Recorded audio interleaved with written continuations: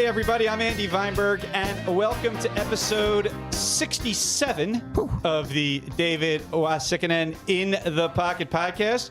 We're here in the studio in Wildfire Radio Studios in Woodbury, New Jersey. We're also, I believe, live on PhillyRockRadio.com. And some of you might be watching us right now via Zoom on Facebook or YouTube or wherever else you watch your Zoom interviews these days. So welcome. Hey, Dave. Hi, Andy. How you doing, bud? Good to see you. Great to see you across the table. So socially through distanced the microphone here. stands. Yeah, right. Yeah. And we're joined, and we're going to get to him in just a few minutes. If you're watching on video right now, you can see him. We're so fortunate this week to have as a guest the Grammy-winning producer, engineer, musician, songwriter, and a whole bunch of other titles I'm probably forgetting. The man could do anything. His name is William Wittman. As Dave says, he's done it all. He's got a long history with the Hooters. Yeah. Goes way back with Dave and a ton of other huge musical acts, and we're going to get into all of it with the great and extremely talented William Wittman in just a few minutes. Can't wait. Before we get started with that, I do want to mention our sponsors. We're thrilled to have back with us this week our great friend of the show, Trudy Handelman, and GotPeace.com. Her company makes all kinds of really cool merchandise that promotes peace. They got caps, they got shirts, they got little stuffed cows, bunch of great stuff. Promotes messages of peace and unity, and it's not politically affiliated. We could need it now. So it's just about promoting peace, and which is always a great cause. So check it out, GotPeace.com. Thank you so much, Trudy, for your continued support. Great to have you back. Again, we're also sponsored by Croker Percussion, great friend of the show, Eric Metz. And Croker has just received a U.S. patent for their bended strings snare system. Wow, I didn't know that. Invented by Ben Metz, who's owner Eric Metz's son. At the age of just 16, Croker Cajones, is that how you pronounce it, right, Dave? Cajones? Yeah, it's very good. Croker Cajones and brush boxes use bended string snare technology to provide a snare sound effect through this unique installation of guitar strings. In a cajon, this offers a clean, crisp snare sound in the high tones while virtually eliminating them from the bass tones.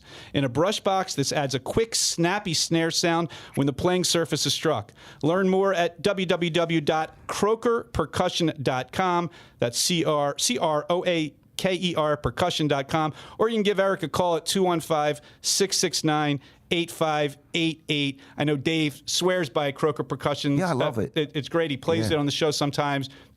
Cool stuff, so check it out. Yeah. And I know also, Dave wants to mention our friends at the School of Rock Berwyn. Great program. Dave teaches there. Great turning young musicians into future rock stars. I was there yesterday. I gave a lesson there yesterday, a couple lessons, and they're doing that whole social distancing thing. There was me and another student through a little plastic. I mean, it's kind of weird, a little plastic glass, but we're getting it done, and they have a stage, and I don't know if you could teach. Well, I don't think you could teach someone to be a rock star, but it's a great way to learn. You get up there and have fun. It's a great place to hang out and play your instruments. It's a fantastic program. All the rock stars started somewhere, Dave. Indeed, I'll tell you what. When I'm there, I'm thinking, man, if I had this place when I was a kid, it would have been unbelievable. A stage with Marshall amps and some AC-30s. Forget about it. It's really cool. Yeah, so check it out at schoolofrock.com and click on the Berwyn entry. That's where Dave teaches. Maybe if you're a young drummer, you'll have Dave as a teacher at some point. I'll abuse you. All right, well, let's get to it. We have on the line, as we were saying earlier, the great William Wittman, producer, engineer, mixer, musician himself.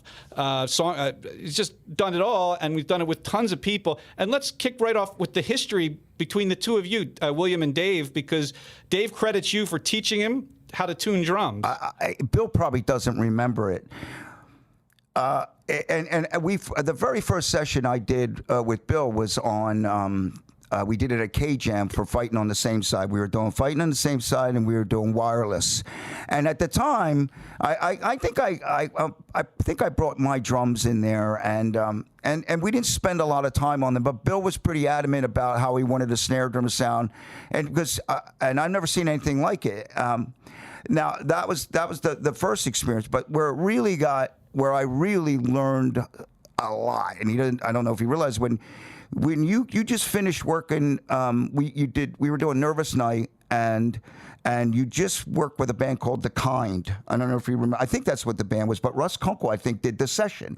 And I think I was using these black ebony heads, and I think Kunkel might have had a set of those too. And Bill taught me how to tune the toms. Like I was like, well, the way he taught me, he just did it. Bill said, get out of here, get out of the way, let me do this. So I just watched him.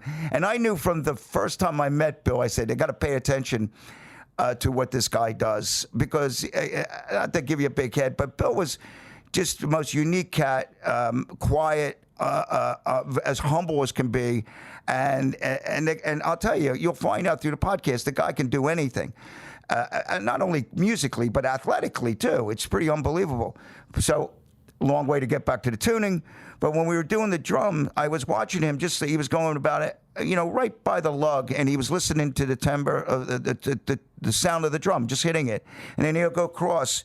And it was before DW we were writing 1, 2, like doing it on, writing it for drummers to see. You go here, go across, but Bill was doing this, and he tuned the drums, and I remember, and the snare drum, and like how he tuned that snare drum. I never experienced anything like that before. So from that time on, every time I did any kind of session, I was trying to do the same thing, and it was an amazing learning experience that I never had. I never had one like that. It was great. Thank you, Bill. It's your fault. It was great. Well, I think a lot of any engineer or producer who's smart figures out pretty quickly that the way to get something recorded well is for the actual source to sound good. So, a lot of us were sort of forced to learn how to do things like tune drums and adjust guitar amps. So even if it wasn't your instrument, you had to learn how to make it sound good, because if it doesn't sound good out there, it's not going to sound good to the microphone. Yeah, indeed. Well, it was a great learning experience for me. But like on every instrument, I don't think get out of the way. By the way, what's that? you said, "Oh, get out of my way." Well, what was great too, but Bill was like that with every instrument, and the miking, So it was just a great experience. We got really, really lucky with Bill as a band. He was him and Bill, Rick Chertoff, who was producing our record. They worked together at the time. We were very fortunate to have Bill be our because he taught us all at the same time where he recorded. It's like, I think producing sometimes you're like a pickpocket. That's why I think a lot of artists sometimes think that they produce their own records, or they after a record they go, well, I can do that. Engineers, they're just. And great producers are like magicians. Well, let me ask that, because to the layman, a person listens to a song, hey, I love this song, or I love this album. The average music listener isn't paying attention to the production necessarily. They're listening to the lyrics, they're listening to the music, but they don't know, and they don't think about everything that goes into it behind the scenes to create a great record. And William has worked on so many incredible records, multi-platinum records. He's been with Cyndi Lauper forever. He plays in her band. Joan Osborne, The Outfield, The Hooters, all these great, huge records. But William, to the average person who doesn't think, okay, what goes into producing or engineering a song, kind of, I don't know, put it in layman's terms. It's kind of a nebulous term, producer, because there's so much you're involved in. How do you describe it to the person that doesn't think about music production? How important is that? I mean, right, put it very important. Yeah, obviously, but kind of sell it. I think one thing, the definition these days tends to be slightly different than it was. But my view of a record producer is analogous to a film director.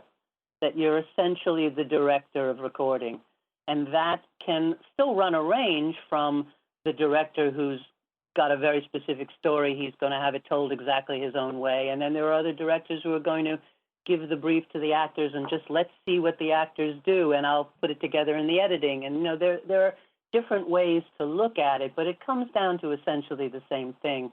You're filling in the gaps to tell the story and communicate what the record needs to communicate. And sometimes that requires a heavy hand, and sometimes that requires sitting back and going, nope, I think take 3 is the one and not take 4. And it can, again, run a range. But I think somebody has to be the hand on the big picture of the record. Is the record making you laugh, making you cry, making you dance, whatever it's supposed to do? Somebody's got to have that big picture, and it's very difficult from inside the operation. If you're in the band, if you're singing, and even if you're, I would argue, even as the engineer, it's difficult to have that big picture all the time. Somebody needs to be able to sit back in that chair and see the forest for the trees, and that's pretty much what a record producer is supposed to do anyway. I imagine as every music producer has had some legendary clashes with the artists they've been working with through the years. I'm sure you've had, where you're banging heads with the musicians who they see it this way, you see it this way. You don't have to name names, but I mean, have you had stories like that through the years where you just feel really strongly about how something should be done, and the musician saying, "Well, no, I want to do it this way"? Sure. I mean, I think it's down to personalities. I'm not a super confrontational kind of guy, so I will try to fight for what I want. But I mean, I will also, I say to artists all the time, I'm here because you want to know what I think about this. And it's my job to tell you that I think you're wrong here. And it's still your record. Your name's going on it. Mine's in tiny letters. Yours is in big letters. It's still going to matter what the artist is always essentially going to have veto power, but if you're not taking at least into consideration the advice of the guy that you're hiring to do this, then that's silly. Right. So I think most of the time it's not so. I mean, it's butting heads in the sense that not everybody's going to have the same idea at any given moment, but I think ultimately you tend to come to a consensus. It's never going to be, at least in my experience, it's not going to be a heavy-handed, no, it's going to be my way from either side. Those relationships are just not good producer-artist relationships. I don't think they last if it's really going to be that serial. Right. Bill, I mean, you've done so much work. I mean, when Andy was doing your introduction, I was thinking, it hit me. I remember, I think you even worked on the Breakwater record. Whoever that guy is really interesting. I don't know. But didn't you do the Breakwater record? Did you work on that record with Rick? I mean, that's going way back, and of course the A's. But I remember the Breakwater that whole time, and of course I think you did some of the Baby Grand record as well, some of that stuff. I did. I made, that was pretty much the first full-on thing I did with Rick was the second Baby Grand album, the whole second album. Yeah. How did you, let's go back, because obviously your history, we're going back into the early 70s there. How did you get involved in that? That's a great question, because that was something I used to say, how the fuck does this guy know all this stuff? I used to think that, Bill. I was like, because I was amazed, because it's back in the day. We're talking analog. Well, you had to be practically. If we're going back to Baby Grand, he had to be about 6 years old producing this, working on this record. I mean, he's a young guy. Look at him. So yeah, I mean, Bill has always had this eternal, like he looks, You should see my liver. but the story there was kind of a weird story that I, at that time, was a staff engineer at a studio in Manhattan. And Arista Records, Clive Davis, made a deal with that studio where the studio was trying to get cash flow, basically. And so they made a deal with Clive. Clive said, how about if I give you, I don't know what the number was, $50,000 or $100,000 in advance, but then instead of paying $180 an hour, I want my artist to pay you'll bill us back $125 an hour out of that advance. So in exchange for a better rate, I'll give you a bunch of money up front. Wow. Okay. That was the deal. And so the studio was happy to have a lump of money. Clive wanted a place with a lower studio rate, and so that was the deal. And at that time, Rick Chertoff was an Arista staff producer. And so now, naturally, Clive has made a deal that he thinks is genius at some studio that Rick's never heard of. And so he said, I want you to go record at this place, Sound Mixers, because we have a deal there. And so Rick, I think, kind of reluctantly said to them, who do you have who's kind of more album rock oriented? And I had already a history of... Yeah. Do you remember where Rick wanted to go? Do you remember the place that... where he had been working at he had been working at Sigma prior to that, and I think he had some Sigma New York. And he had some issues, I think, about the nature of the kind of sound that was coming out of there, that it was a kind of a deader, more R&B focused. I mean, brilliant for what it is, but wasn't for a rock record and the kind of records he was listening to and wanted to make, I think, in some cases. So it was a happy coincidence, but mostly I think Clive was pressuring him to go check out another studio. And I know I played him I had done, and it was not necessarily exactly what he was looking for, but it seemed like I was the guy there that was most simpatico. We listened to the same records. We came from the same place, about the same age. Right. And so I know I remember saying, while he was still on the fence, I think, a bit, I said, well, why don't you bring Baby Grand in over a weekend? We'll give you a free weekend. We'll just come in and record a day or 2 days, right. And that's what we did. The band came in and we set up and we recorded one song. Was that with Alan Schwartzberg playing drums? Was that the thing? Because I think it was. Oh no, this is the second album. David Prater is in the band. Oh, okay, cool. Okay. So they came in. That's when I met Rob and Eric for the first time, and it was Carmen Rojas and David Prater. And anyway, we record. Oh, and David Kagan singing, and so we recorded one song, and I guess they liked it enough that we ended up working together pretty much ever since. I mean, we did a few things. I did a lot of other work for Aris in that period because of that deal too. But Rick ended up doing Baby Grand and also 1.5 Breakwater records there as well. So wow, I mean that's the days, Andy. Another thing that like I would marveled at, and there's probably some engineers, friends of Bill, that will see this. I remember watching him edit tape. Now I've only seen that like a few times up to the time, but here you go. You have a tape machine. It's a lot different than what you see today. A guy has this massive machine with two 2-inch reels of tape, and here's this guy in the middle hearing the sound. And then finding that spot. And Bill, it's like cutting this tape, like, stuff you played and editing things. I mean, that was remarkable stuff to me to see that go down. And then this look, when you hear it back and, can you hear the edit? And usually, most times, it was just seamless. I mean, with Bill, it was always seamless. You'd hear. Well, it's funny. It's funny. My very first I had done a lot of sort of freelance, not really getting paid, sort of getting paid.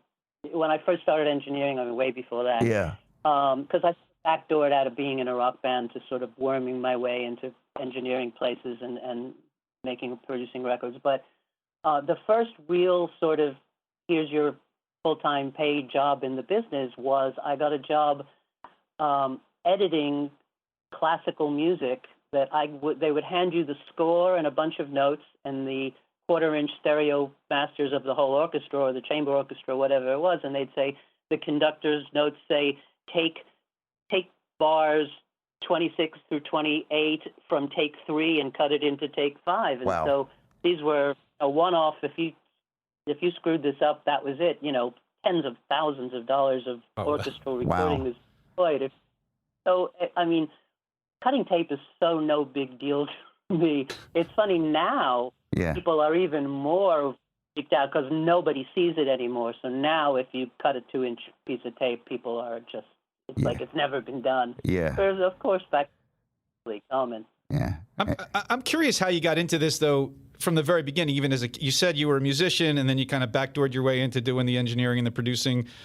I mean, were you just fascinated from that aspect of it from the beginning, or was there somebody who you talked to who got you into it? How did you?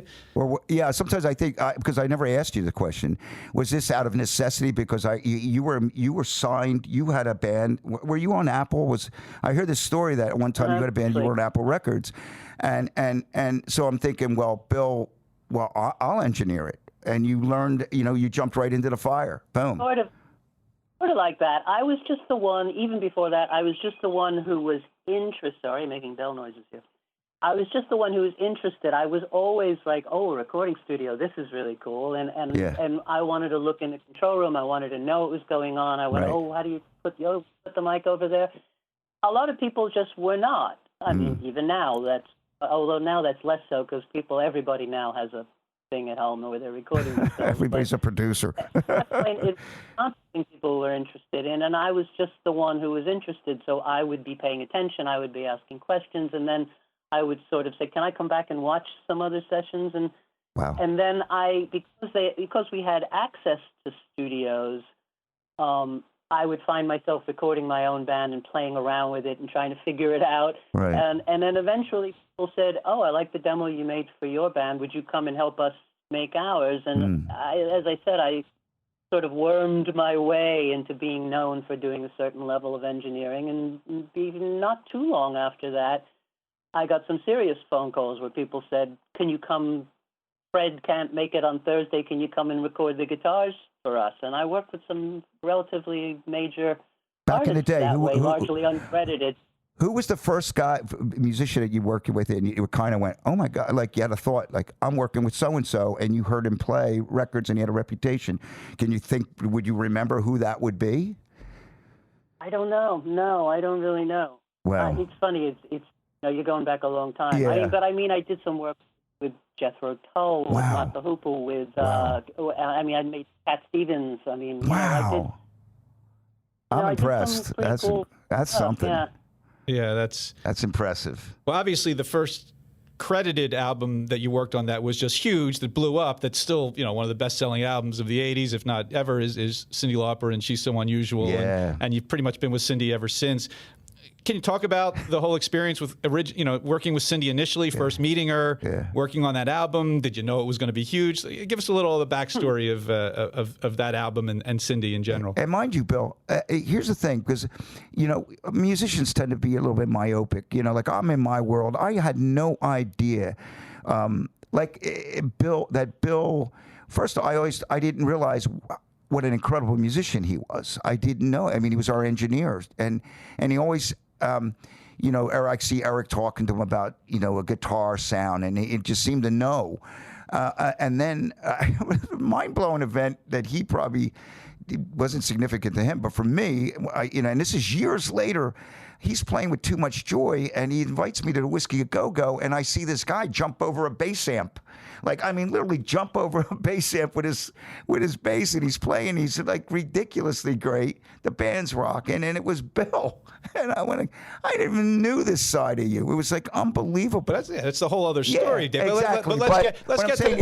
He doesn't talk about this stuff, so that's what's great. Well, we're going to get him to talk about Cyndi a little bit now and that album, and we'll start with the first time you met her and what your initial impressions were.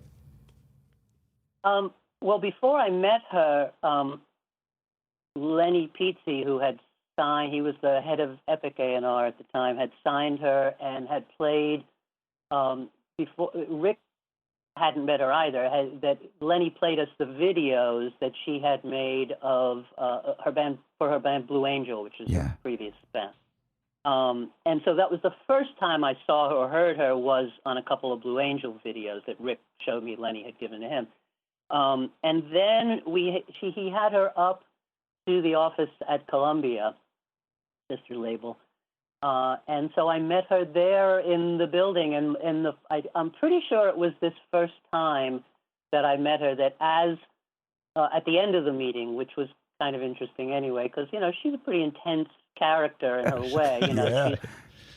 She sort of comes in with all guns blazing, like I'm going to shoot you before you shoot me and make sure that you know who's in charge here. And anyway, we had an okay first. Everybody get to know each other a bit, and then as we're leaving the building, you had to sign in and out of the CBS building. Right. It was CBS Records, but also CBS Corporate. Right. And as we were leaving, the security guard kind of motioned her over to the desk and turned around and said, "Are you actually Ella Fitzgerald?" Because that's how she had signed into that. So it was asking her for signing into the. That was my first introduction. That's great. That's great. So, But to answer your other question, jump ahead a little bit. absolutely, we thought great songs and cool record and fun to listen to, but did we think it was going to be huge? You always hope a record's going to do well, but Massive. absolutely nobody knew this record was going to be big. Yeah. It was certainly not a safe record. Yeah. In fact, I remember very clearly, I told a story in writing somewhere just the other day, but I remember at the end, we had finished it, the Hooters guys were gone, and Rick and I and Cindy pretty much mixed the record on it, just the three of us in the room, sometimes Lenny. And the record was all done, and Rob and Eric came back into town, and we played the record back in the control room. And I remember Rob turning around and saying, well, I really like it, but I don't know who the fuck is going to listen to this. Is that what he said? Wow. Yeah. Wow. I understood exactly. Everybody knew what he meant. It Wow. sounded nothing like what was on the radio. Oh, wow. There was nothing safe about it. True. I mean, it was unique in a quirky way. I mean, and it was a risk. I mean, the only one that I was always done then. felt. Right. You already, time after time was already, when you heard that, time was already done. Because wasn't time one of the last songs recorded? It was more about just want to have fun, I think. But in general, time after time, I started to say it was about the only thing on that record that I felt, okay, this has to be a hit. It's just so special. Wow. But that doesn't mean you're right. You know, we've all been wrong times too. Right.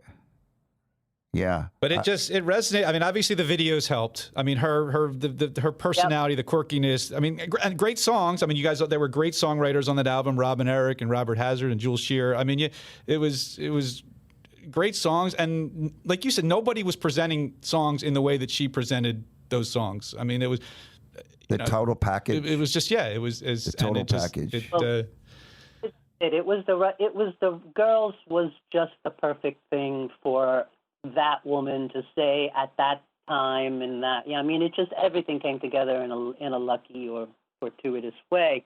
Right. But can't take out of the picture the fact people tend to, reduce her a little bit to that, to say quirky personality, great videos, telling the story, but can't take out of the picture that she is just an amazing singer. Amazing. Oh, the voice is incredible. Yeah. I mean, it's... Yeah, and smart. She's just like ridiculous and knows and assertive as well. Because I'm always getting it from people like people saying, well, you because of Rob and Eric, I always get you played on it. I work with her later on and on other things, and I was always struck by her authority. When she came in, she said to me, you. Matter of fact, I think she looked at Robert. Don't listen to those two. Listen to me. She was not fucking around. She was serious, and I really, I remember thinking, wow, and that voice. That was one thing that struck me too. Is that I never heard an instrument like that. I mean, she's in the male vocal world. I always thought of Steve Winwood as that incredible voice, and Cindy has that incredible instrument with her voice. It was like mind blowing. You could pick it out anywhere, but the range she has is just ridiculous. Plus, the album produced one of the few hits about masturbation. I mean, you had. I mean, was there any reservations about? No, she bop was all about she bop, he bop, we all bop. Yeah. I mean, any reservations about releasing that song as a single or anything like that at the time? I don't think so. I think everybody was relishing the idea more than having reservations. Yeah. I think everybody was going exactly. I mean, I don't know. I wanted to ask about another record. Are we moving on from Cindy? We can move. We can always go back. It was one of my favorite records that you did, and I every time it comes on, I'll blast it because I love what you did with that Outfield record, that very first Outfield record. And I have to ask you. There's that.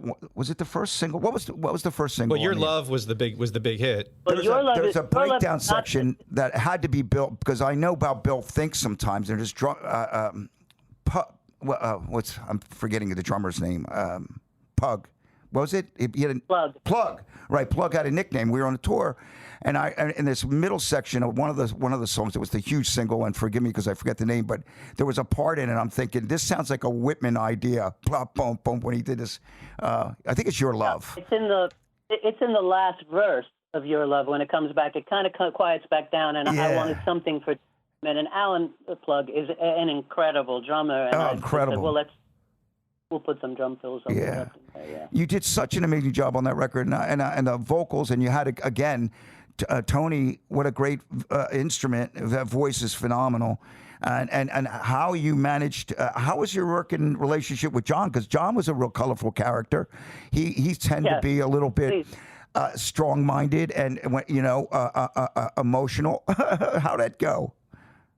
Yeah, mostly that record was a lot of fun. It took a very long time. It was very painstaking. I was in my sort of, I don't know, I guess I felt the pressure of taking on that band and the pressure to make it everything that it could be. And so I was in my, also fresh off a record with Mike Chapman before that. Mike and I had made the Scandal record together. And, and he was crazy meticulous and had kind of instilled in me at that point in my life that kind of focus on, if we're going to do eighth notes. I mean, Michael told me the story that with Blondie, he would say, okay, today we're going to do eighth note guitars. And he said for the next 8 or 10 hours, we would stand there doing eighth note guitars. Wow. And if I had to stop every bar and drop in again and fix it, we were going to remember, there's no cutting and pasting. This is analog tape. So if it took all day to get eighth notes, we got perfect eighth notes. And then he said, and tomorrow we double it. And it was all day. Wow. So the outfield was very much that.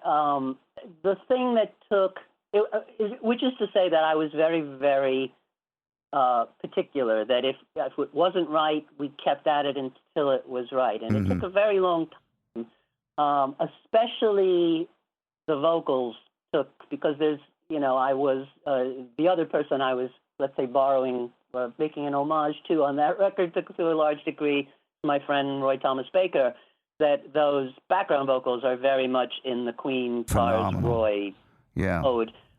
In fact, a friend of mine was working down the hallway at Air when I was making that record, and he always said the outfield sounded like, he called them the police cars. So he said they sounded like the police cars. That's good. What is their name? Yeah. But anyway, the vocals took an extremely long time because they're very, very layered up. Many of those songs have 60 or 80 voices in layers.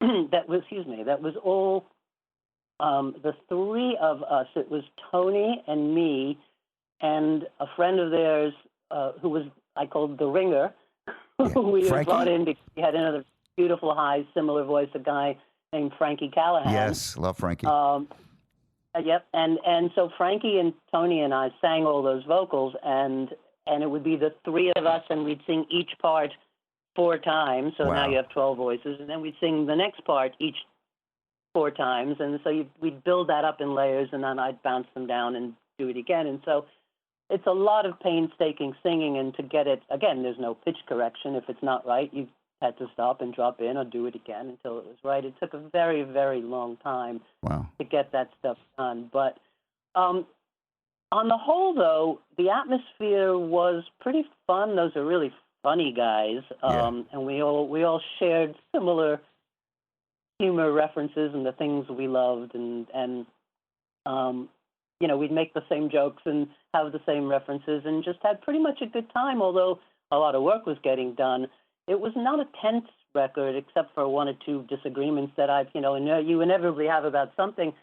From the very first meeting, when I basically got the gig, I had said they were meeting a couple of different producers that I guess their A&R guy had suggested as possibles.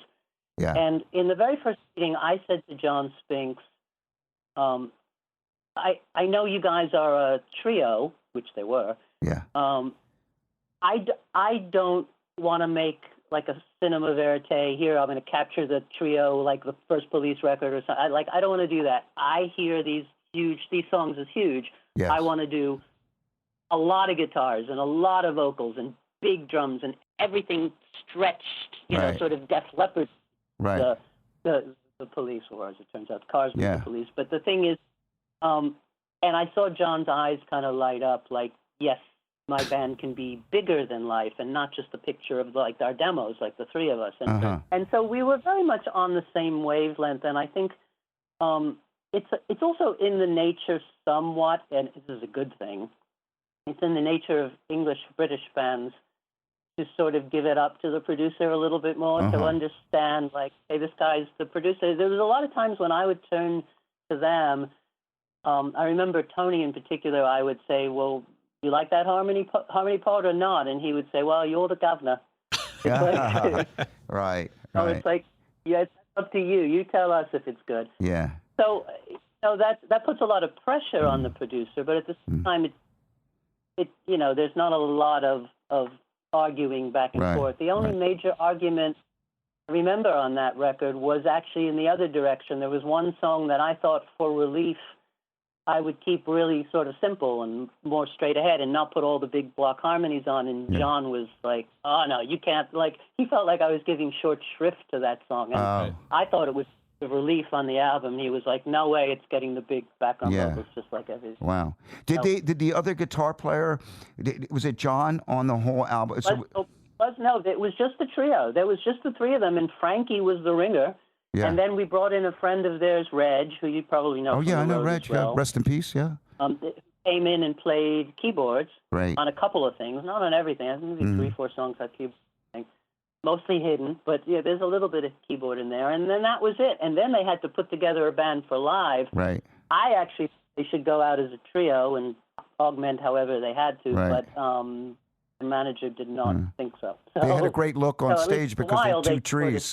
They added another guitar player, and Reg went as a keyboard player. And I think Frankie, on the first tour, but certainly Frankie sang with them live as well. Yeah. So it's crazy, though. I mean, we're talking 1985 now, and in the last 2 years, you've now worked on 3 of the albums that basically define the 80s. Nervous Night, She's So Unusual, and Play Deep from the Outfield. And and the Warrior.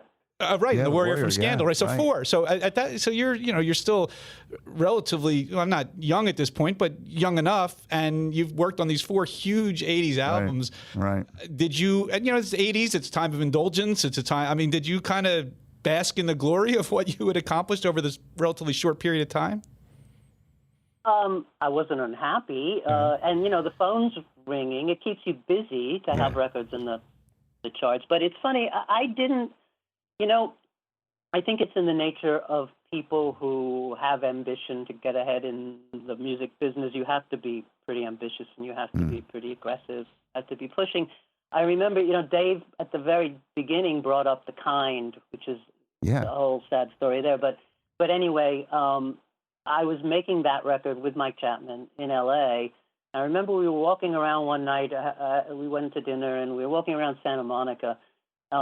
And I was saying, I'm not getting to produce as much as I want, and I'd really like to. And I was just moaning, sort of. And he said sort of what you're saying. He said, you've got 3 records in the top 10 right now. Shut the fuck. Shut the fuck. Yeah. Yeah. Wow. Yeah.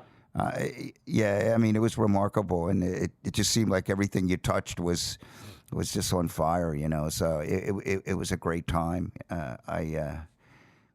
Some people say too. They look back and say, "Well, 80s, the music was of this. That sound was of that time, and it doesn't hold up." I don't know. To me, maybe it's because I grew up in that era. I still love music of that era. I still think it's.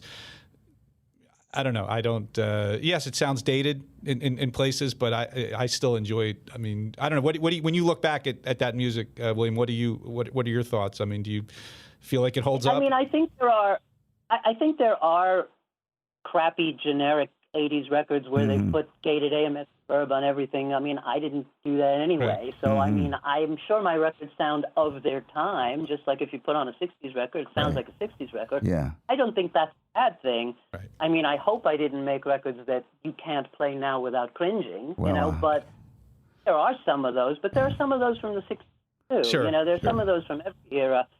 And in a weird way, there's an awful lot of the 80s are kind of cool in a way, especially in alterna and indie Sure. I mean, every once in a while, John and Yellow, who's a Great. king of indie rock Yeah, he's great. now, told me a couple of times, and what did you do on the snare on the outfield? And said, because some indie band he's worked with really wants to sound 80s. Somebody who worked on it told me that there's a Foo Fighters record where they sampled the snare from the beginning of an outfield track, from the beginning of All the Love. There's a clear snare at the beginning. Yeah. And if they that and used it, it's like, in a weird way, the 80s, people like to dismiss it as like, hairband 80s, but those sounds are in a funny fantastic. way back.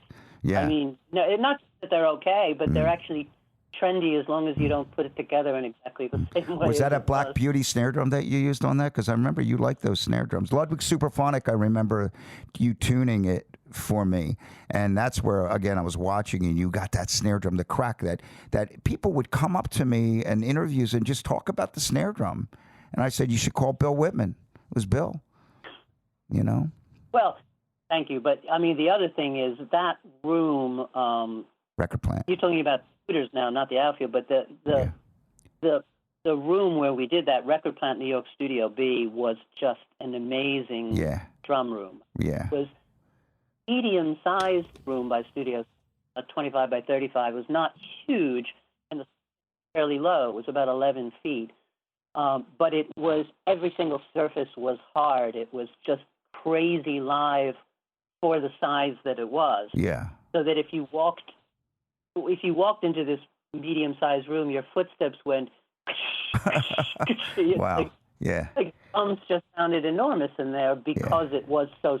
It was actually kind of uncontrollably live, but that's what I loved about it. Oh, yeah. It was fantastic. You've also, not only that, but moving a little bit ahead about something, but I remember, which really blew me away, that you were working with Paul Rogers on a blues record, which I thought that was great because that shows your whole, On a, well, it's interesting that, on a covers record of kind of Memphis Stax, high, that kind of stuff, a Stax era. Stax stuff.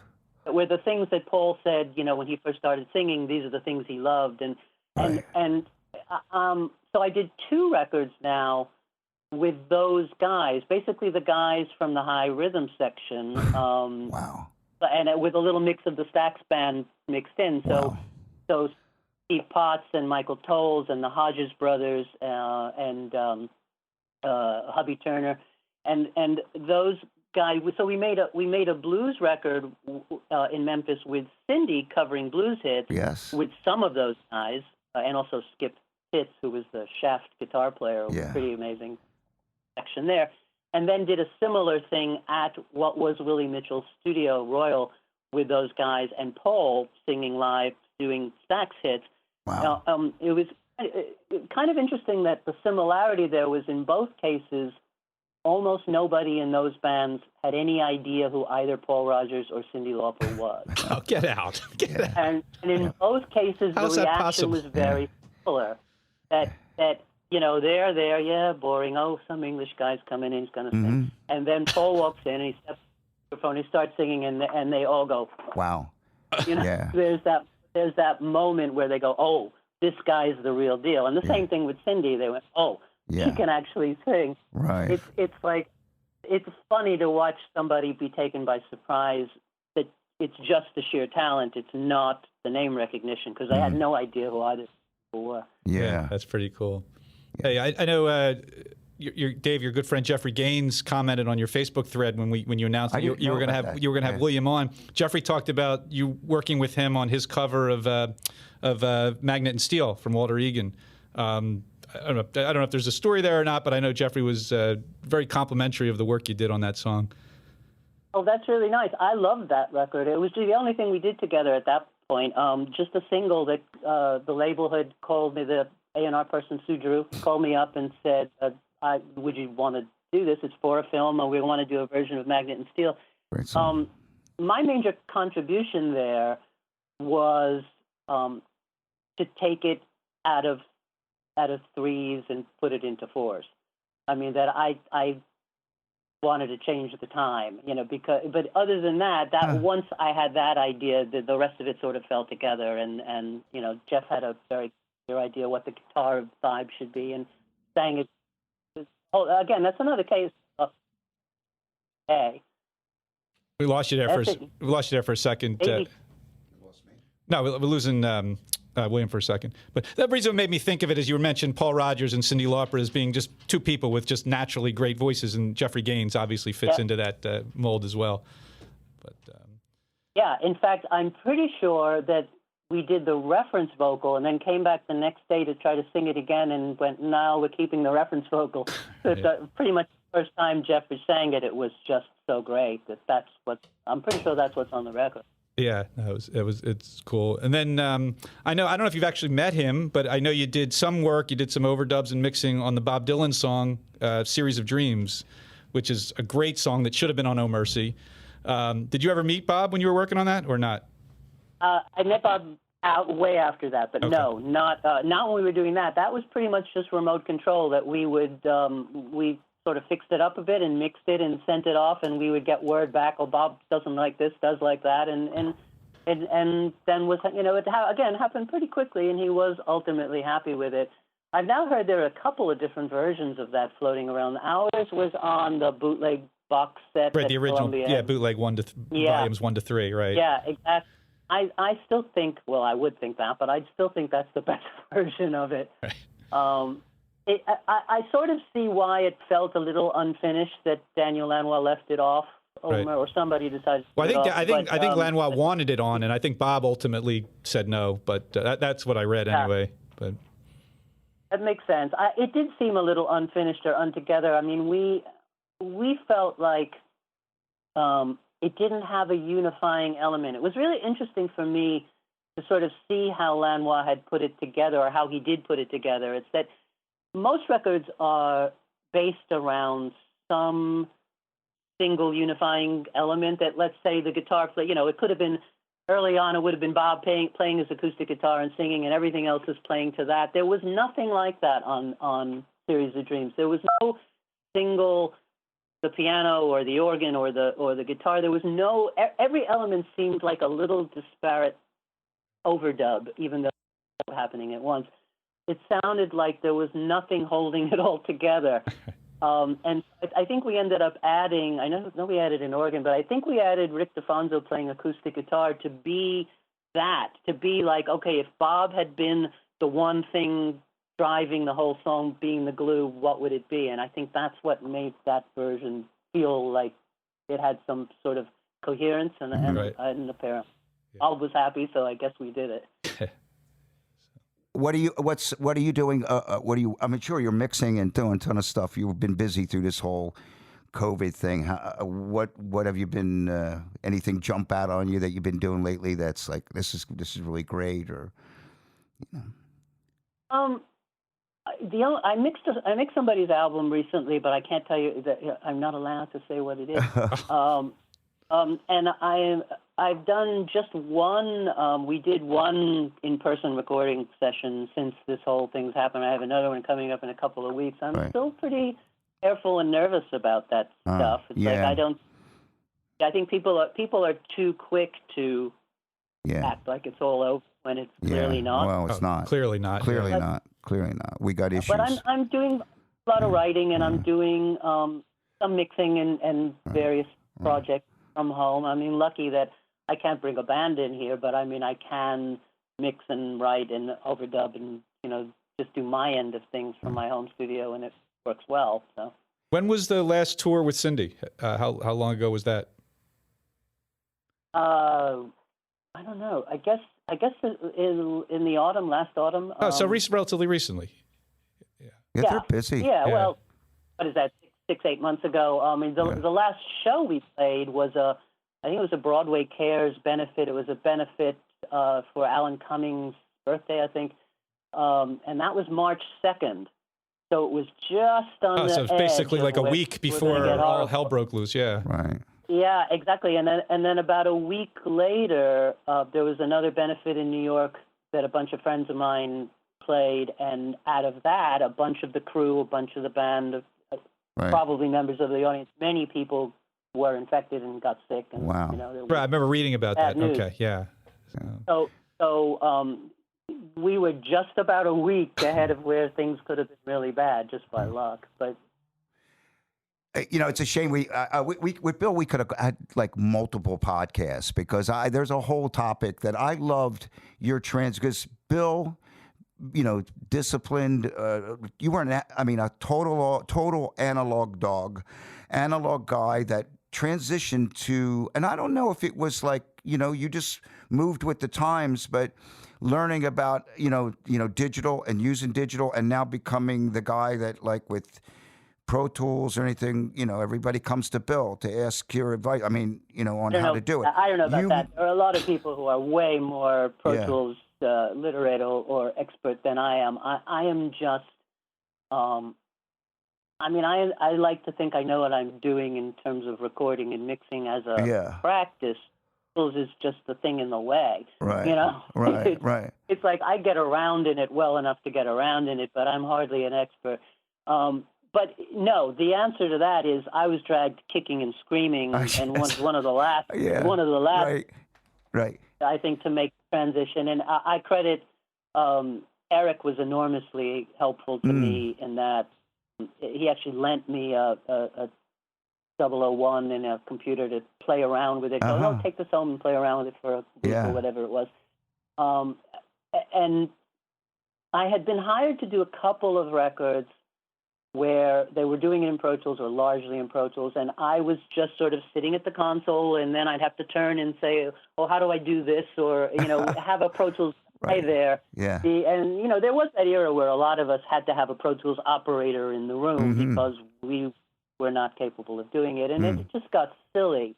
You know, it's like to have that extra layer, I sort of had to force myself to learn how to do it. And then it turns out that was inevitable because almost everyone now is at least somewhat. I don't think there's any such thing anymore as 100% analog recording engineer. Yeah. I mean, people do records analog. I still do a couple of 100% analog records a year usually, but there's no way to avoid working in the box now. I mean, pretty much everybody has to do it. Yeah. It's we're in the digital world, that's for sure. But I do miss those days because I hear those records and I go back to listen to the records that we did, and I don't know. I feel like they're just a little different, you know. You hear the drums. Well, they're not only they're different for a couple of reasons. I mean, to me, if I make an entirely Pro Tools or digital record in a big studio with the whole band on the floor playing live and you know, all the rest of it is the way it was, it's very hard to tell the difference there. The difference is that we're not making records like that generally, and big studios are going away, and consoles are going away, and big monitor systems are going away. You know, it's like as we end up doing things one thing at a time in bedrooms, and you know, now we're not even doing it in one little studio. You're getting I'll email you the drums. I know. Ed will email Basement. you the guitars, and you'll. That's the worst way to make a record, because again, this comes down to the issue of the producer. If you don't have the one guy or woman with a hand on the throttle, if it's just like, I will trust somebody to send me guitars and hope they fit into my session. Right. That's the issue, and that's why those records sound different, I think, more than the analog. Digital different. Indeed. William, is there somebody on your list that you've never worked with who you are dying to work with? I don't know. I mean, I'm a huge Beatles fan, so I mean, you know, I've obviously McCartney would be pretty high on the list. I mean, I don't know how. It'd be pretty intimidating too. So I mean, I don't know how easy it is to tell Paul. You know, that would be great, though. You know. Well, speaking of that, happy some drum sound. That Everest, I guess. Yeah. Just speaking of that, happy birthday to Ringo Starr, 80 today. Yeah, Ringo's 80 today. So. I know, and he doesn't look a day over 78. Everybody was talking this morning. I was watching the morning news of how young he looked. You know, it's amazing what happens when you stop that. He looks good. He looks great. So yeah, Paul. Well, Dave's met Paul. You said he's very humble. He was nice. He was a nice guy. You've met him before, right? Yeah. I've met them all. Yeah. It's not that you can't have, and of all of them, you're talking about McCartney is the most social, like knows what to say, knows, knows how intimidated people are, has a way of putting you at ease. Right. But that's got to be, and being in the studio and having to say, right. No, I don't. Are you sure that song's good, Paul? Yeah. You're probably not doing it. Yeah. I love listening to his records. When I was giving my student right now, his chore is to learn "Here Comes the Sun," which was Harrison, but it was the Beatles, of course, playing and listening. That he really kind of fluffed through. And I said, listen to that middle section. What's happening there? And it's tricky. Oh, that's a weird bit. Yes, totally. Da-na-na. You know it. Here we go. All right. It's some crazy stuff going on there, and it's I don't know not if you're easy. gonna hear it. Yeah. Yes. But George explained it in Indian terms. It was ba-da-da, ba-da-da, ba-da-da, ba-da-ba. So, right. And he has sort of Indian syllables that he would use. Yeah. It was Indian music rhythm, right. but even George Martin was confused. It's like, what time is that? By it. How do you explain it? You don't count your way through it. Right. You just learn it and then remember it. Yeah, I told my student, listen to that melody and listen what's happening. But it's a learning experience. So he's kind of like writing some things out and playing it. But it's musically, I said, I'm sure they're in there and listening to that melody you just played, and it's brilliant stuff. But again, this 3 1 2 3 1 2 3 1 2 1. It's like it's a weird rhythm. Indeed, yes, it's good stuff. The Beatles were always doing something. The Beatles channel on Sirius is great. I love to listen to the stuff coming through there because they were all so great, and their songs were just so thought out, and the parts, and they weren't mailing it in. It was like some incredible productions. No, especially in the beginning they kind of blasted their way through. Yeah. And just kind of brilliant, but later on, they were the first ones to take forever to, what was it, 8 days or 10 days to do I Want You. Right, it's like no bands were not spending a week doing one song, and they the luxury of. Well, hopefully you'll get to work with Paul. I mean, I think that would be an awesome record. To hear that happen, it'd be great. So, because he's not retiring, it looks like he's still rocking away and doing, as busy as ever. So, and so are you. So hopefully this could happen. Yeah, why not? Sure. Yeah. Unfortunately, we got to wrap it up. As you said, Dave, we had a whole lot of other stuff we could have gotten into it, William. So much. I mean, it's the amount of work you've done through the years, great work, and the people you've worked with. It's all really cool stuff, and I've had a blast getting to meet you and hear the stories. And I know Dave's had a smile the whole time, as you can see. So it's great. So William, thank you so much for joining us. Anything that you've worked on recently that you want to give a quick promotion to or shout out that people should track down or? No, find me if you like. It's weedywet.com. If anybody wants to track me down. Say it again, Bill. I think you broke up a little bit. Say that again, Bill. Oh, weedywet. Weedywet.com. WEEDYWET.com. All right, yeah, check it out because when you see all the people that he's worked with, it's really cool stuff. Amazing. So, thanks so much again for joining us, William, and continued success. Thank you. All right. Great. It was wonderful. Yeah, great time.